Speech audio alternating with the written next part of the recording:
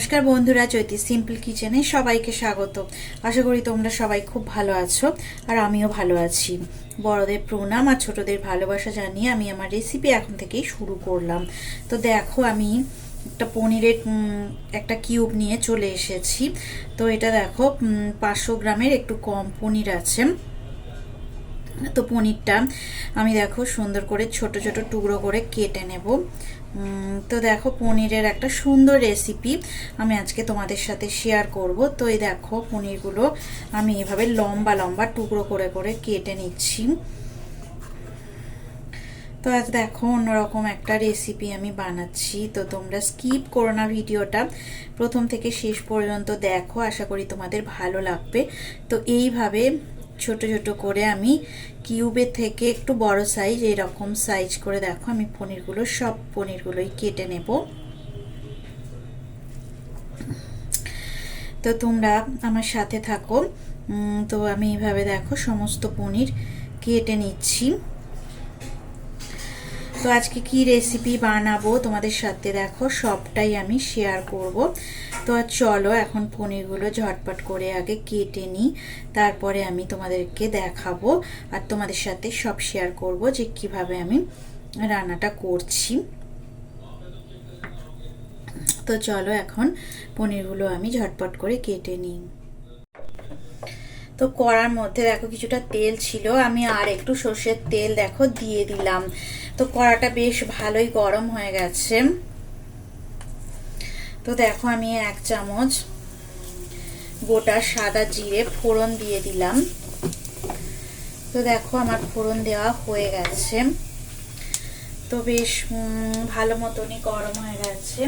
এখন দেখো আমি একদম মানে সুন্দর করে চপিং করা কাঁচা লঙ্কা আর চপিং করা পেঁয়াজ দিয়ে দিচ্ছি। তো এটা একটা মিডিয়াম সাইজের পেঁয়াজ আমি দিয়ে দিচ্ছি। আর কাঁচা লঙ্কা দেখো আমি দুটো এরকমভাবে ছোট ছোট টুকরো করে একদম কুচিয়ে কুচিয়ে নিয়েছি। দুটো কাঁচা লঙ্কা আর একটা মিডিয়াম সাইজের পেঁয়াজ।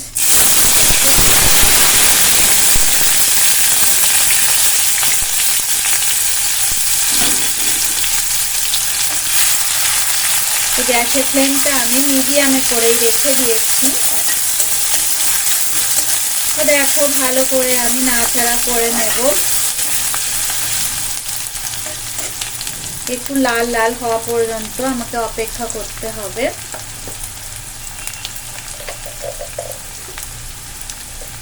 এরপরে দেখো আমি হলুদ গুঁড়ো দিয়ে দিচ্ছি।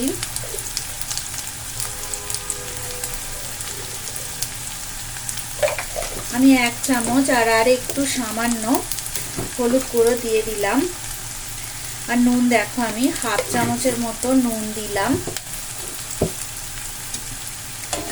তো ফ্লেমটাকে আমি মিডিয়ামে করেই রেখে দিয়েছি। আর ভালো করে দেখো আমি নাড়াচাড়া করে সমস্ত পেঁয়াজ কাঁচা লঙ্কা আর হলুদ গুঁড়ো নুন সমস্ত কিছু ভালো করে নাড়াচাড়া করে নিচ্ছি। একটু সোনালি করে পেঁয়াজগুলো ভেজে নিতে হবে। তো আমি দেখো 1/2 চামচের মতো চিনি দিয়ে দিলাম। তো যারা মিষ্টি খেতে পছন্দ করো না তারা অবশ্যই চিনিটাকে স্কিপ করে যাবে। আর দেখো 1 চামচ কাশ্মীরি রেড চিলি পাউডার আমি দিয়ে দিলাম। তো এবার দেখো আমি ভালো করে মিশিয়ে নেব আর ফ্লেমটাকে মিডিয়াম ফ্লেমে করে রাখলাম।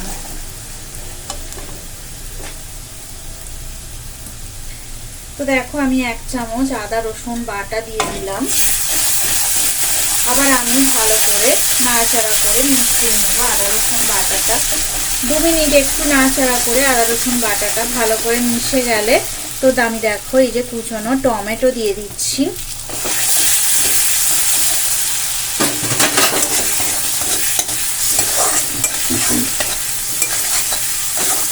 টমেটো কুচি দিয়ে একটু ভালো করে নাড়াচাড়া করে মিশিয়ে নেব। এবার আমি দেখো 1 চামচ গরম মশলার গুঁড়ো দিয়ে দিলাম। আর আরেকটু পরে দেব, যখন আরেকটু দরকার লাগবে, তো একদম লাস্টে আমি দিয়ে দেব।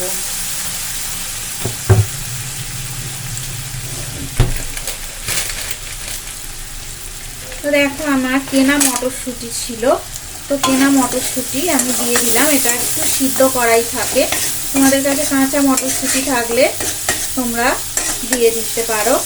এখন মটরশুঁটির সিজন, মানে এখন মটরশুঁটি সবার বাড়িতেই থাকে।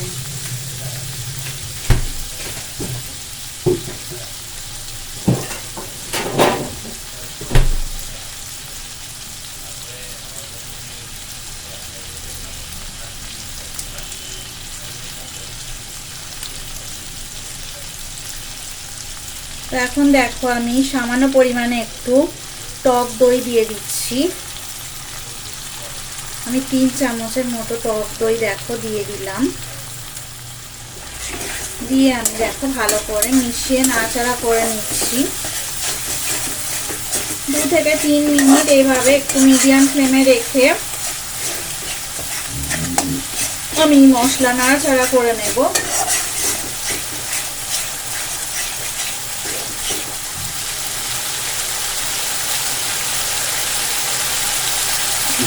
মশলা থেকে দেখো তেল ছেড়ে ছেড়ে যাচ্ছে।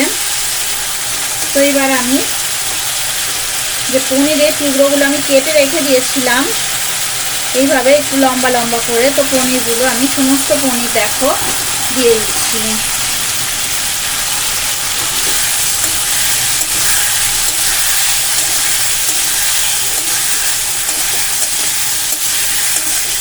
পনিরগুলো 2 মিনিট আমি নাড়াচাড়া করে নেব মিডিয়াম ফ্লেমে রেখে।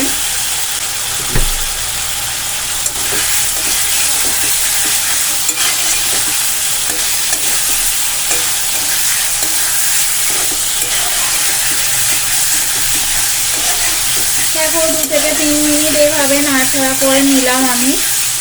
তো এবার আমি দেখো একটু জল দিয়ে দেব। তো যেহেতু এই গ্রেভিটা রুটি দিয়ে খাবো তো একটু ঘন ঘন হবে, তো আমি দেখো অল্প করেই জল দিয়ে দিলাম। খুবই অল্প জল দিয়েছি, পনিরটা একটু সিদ্ধ হবার মতো।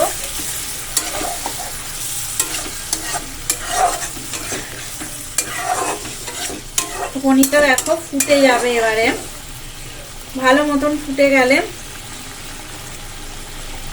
আমি মিডিয়াম ফ্লেমে করে দেব আর ঢাকা দিয়ে দেব 2 মিনিটের জন্য।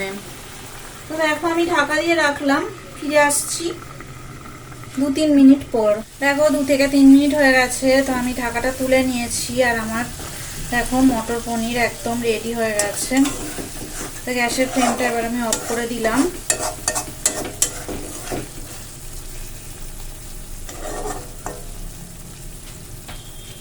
কত সুন্দর দেখো রেডি হয়ে গেছে। তো উপর থেকে এবার দেখো আমি কিছু ধনেপাতা কুচি আমি ছড়িয়ে দিচ্ছি।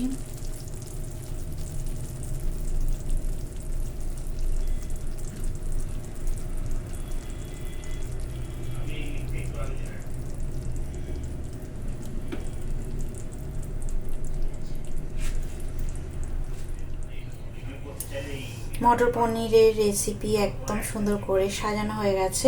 তো কত সুন্দর দেখতে হয়েছে দেখো, দেখতে যেমন হয়েছে সুন্দর, খেতেও নিশ্চয়ই তেমন সুন্দর হবে। তো আশা করি আমার ভিডিওটা তোমাদের খুবই ভালো লেগেছে। তো রেসিপিটা যদি ভালো লেগে থাকে অবশ্যই লাইক দেবে, শেয়ার করবে, কমেন্ট করে আমাকে জানাবে তোমাদের কেমন লাগলো। তোমরা সবাই ভালো থাকো, সুস্থ থাকো, আর আমার রেসিপি এইভাবে দেখতে থাকো। এতক্ষণ ধরে রেসিপিটা দেখার জন্যে তোমাদেরকে অনেক অনেক ধন্যবাদ। আজকের মতো টাটা, পরে আবার নতুন রেসিপি নিয়ে তোমাদের সঙ্গে আবার দেখা হবে। আর পুরনো বন্ধুদের তো অনেক ধন্যবাদ আমাকে এগিয়ে নিয়ে যাওয়ার জন্য। আর যারা নতুন বন্ধু আছো তারা আমার চ্যানেলটা সাবস্ক্রাইব করে আমার পাশে অবশ্যই থেকো।